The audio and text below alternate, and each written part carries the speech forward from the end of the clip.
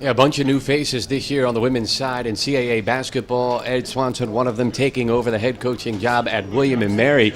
You come from Sacred Heart, where you spent 23 seasons. It was your alma mater. You had to really love what you saw in terms of potential at William and Mary to kind of leave a place where you built that program from the basement up. Well, what was so attractive about this job with the Tribe? Well, I think as a college coach, you have your eyes on a few jobs every year that you say, if that job happened to become open, I might take a look at it. And William & Mary had the three components that I was looking for. It had a terrific administration. It was an academic elite institution, which I'm used to coaching that style of player. And the biggest thing for me was it was a challenge. And after spending 23 great years at Sacred Heart University, it was time for me to look at something different and re-energize and build from the bottom up. How has the early access to your players facilitated you in terms of getting well adjusted, not just on the court, but off the court as well? Well, I was one of the coaches that was against it when we voted for it a couple of years ago, only because I thought the season got to be too long. But this year was terrific because my staff and I really enjoyed it, not only to get to evaluate the players from a basketball standpoint, but also get to know them in a less formal way in terms of getting to know them a little bit better. Well, it's a year of change at William & Mary. Not only is there a new head coach in charge, but you lose all five starters from last year's 8-22 team. It's a lot of new faces. You lost your three leading scorers, your two top rebounders. Where do you duplicate that production? A lot of work in preseason for you guys. Thanks for reminding me about all that. Yeah, I think the style of play will really help some of our current players. And Caitlin Matthew, who I think is a terrific post player, is an inside-out type player that I'm interested in using in a lot of different ways. Kyla Kerstetter and Jasmine Boone are two wing players. We're going to use the full 94 feet, so I think you'll see a lot more productivity out of some of the other the players. So I know they're looking forward to the challenge. We have a lot to prove, not only as a player standpoint, but also as a staff. What is the philosophy that you want to bring to William & Mary for your team? Well, effort level, not a talent level. I really believe that. I think we want to be known as a tough-minded defensive unit. The team has been extremely welcoming to myself and my staff, and it's enabled us to make significant gains here in the preseason.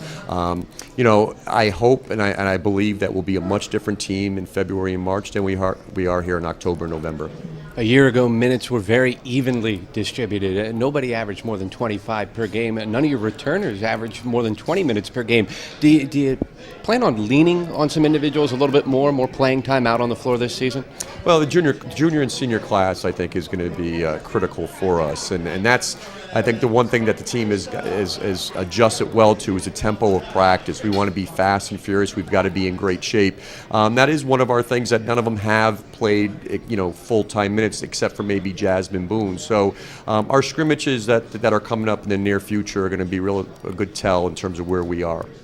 How have your freshmen adjusted to the new season? And with that being said, the freshmen that you actually recruited, are there any that you didn't recruit that signed early that are on board with you, and how do they fit into your puzzle? Well, I didn't recruit any of the players on the current roster here at William & Mary, but they're my players. The freshman class, I'm hoping for a real shot in the arm. Alexis Hofstadter, who's a freshman, if the season started right now, would probably start at the point guard spot. Marlena Tremble and Casey Curtis are two Paul VI products out of Washington, D.C., who I'm expecting big things from. So it's going to be a well-balanced attack this year, and again, I'm just looking for some players to come to the forefront who are going to be those marquee players. Right. Imagine how attractive this job was when you were looking at the potential of coming to Williamsburg, and you were looking for a challenge. How much of a challenge is it going to be to come to the CAA, where it's a very deep women's college basketball league? It certainly is, and that was one of the things you always want to test yourself as a coach. And I was really eager to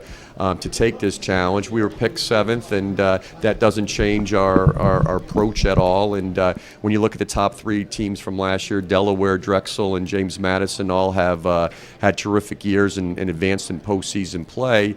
It's going to take us a little while to get up to that upper echelon of the CAA, but it is a challenge from top to bottom. And you will have a challenge in non-conference play. You go and play Iowa State, and that's always a fantastic atmosphere. Yeah, hopefully we're playing, I believe, St. Louis in the first round there, so a terrific Atlantic 10 opponent. And then hopefully we can play Iowa State in the Cyclone Challenge in the championship round of that. You mentioned that you want to play the full court and get the tempo going up. Some changes in the women's college basketball rules this year.